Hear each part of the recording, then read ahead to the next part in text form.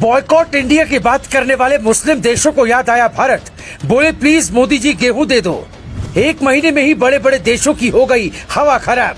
IMF chief की गुहार, फैसले पर पुनर्विचार करे भारत। पाकिस्तान की शह पर तुर्की ने किया था नाम खराब। खुद पाकिस्तान ने अफगान में भेजा था सड़ा गेहूं। कहते हैं भूख न जाति देखती है, न धर्म, न दोस्ती देखती है और न दुश्मन। दुनिया के 5 मुस्लिम देशों की जनता की भूख भी ऐसी ही है। जहां कुछ दिनों पहले तक बॉयकॉट इंडिया वाला प्रोपेगेंडा चल रहा था, लेकिन जैसे ही याद आया कि भारत ने गेहूं नहीं दिया तो भूखे मर जाएंगे, प्रोपेगेंडा खत्म और गुहार शुरू हो गई। इन 5 देशों के नाम गौर से सुन लीजिए, जिनके मुल्क में कुछ लोग कह रहे थे कि इंडिया का प्रोडक्ट नहीं लेंगे, लेकिन अब वहां की सरकार भारत से कह रही कि मोदी जी प्लीज गेहूं दे दो वरना जनता भूखे मर जाएगी।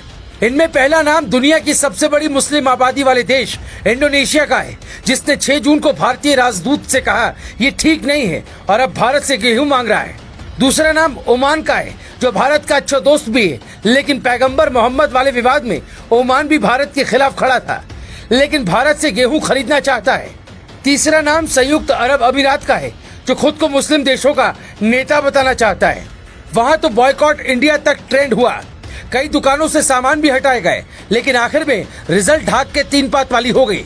अब खुद कह रहा है मोदी सरकार गेहूं दे दो तो ठीक, वरना यहाँ बालू में अनाज कहाँ पैदा करेंगे। चौथा देश यमन है, यहाँ की हालत से आप सब परिचित है। 5वां बांग्लादेश है, ये है तो भारत का पड़ोसी, लेकिन वहां भी भारत के खिलाफ खूब विरोध हुआ। सवाल यह है कि जब भारत ने एक्सपोर्ट पर बैन लगा दिया तो ये मांग क्यों रहे हैं, ये भी समझ लीजिए।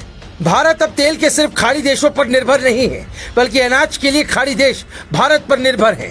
खाड़ी मुल्कों का 85% खाने का सामान और 93% अनाज भारत निर्यात करता है। अब खलबली मच गई है। चावल, गेहूं, मसाले, फल, सब्जियां और चीनी वगैरह कई सामान जहाजों में लाद कर देता है। अमेरिका के बाद संयुक्त अरब अमीरात भारत का तीसरा बड़ा ट्रेडिंग पार्टनर है। 72.9 अरब डॉलर का व्यापार था।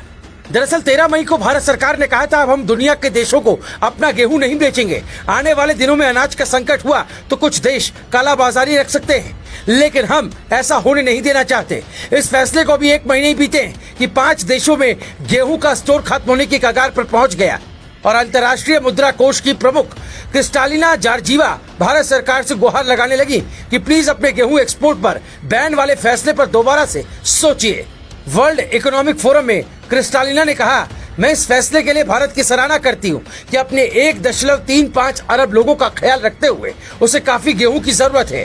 लू की वजह से गेहूं का उत्पादन कम हुआ है, लेकिन मेरी भारत सरकार से विनती है कि वो गेहूं निर्यात के प्रतिबंध वाले फैसले पर पुनर्विचार करे, क्योंकि भारत ने ऐसा किया है तो दूसरे देश भी हो सकते हैं। आने वाले दिनों में ऐसा ही करें, फिर खाद्यान्न संकट से निपटने के लिए सक्षम वैश्विक समुदाय के रूप में हमारा कोई अस्तित्व नहीं रह जाएगा। आप सोचिए कि यही IMF कभी भारत को कह रहा था अपना सोना लाओ और कर्जा ले जाओ, लेकिन अब भारत से प्लीज प्लीज कह रहा है।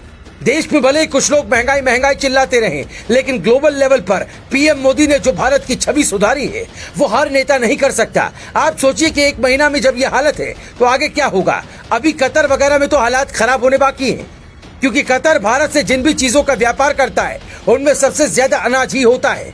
कहने को वो सबसे अमीर देश है, लेकिन अनाज के मामले में पूरा कंगाल है। आपको ये जानकर हैरानी होगी कि तुर्की ने 56,877 भारत का गेहूं ये कहकर लौटा दिया कि उसमें तो रुबेला वायरस है, लेकिन बाद में वही गेहूं अब इजराइल खरीदने वाला है।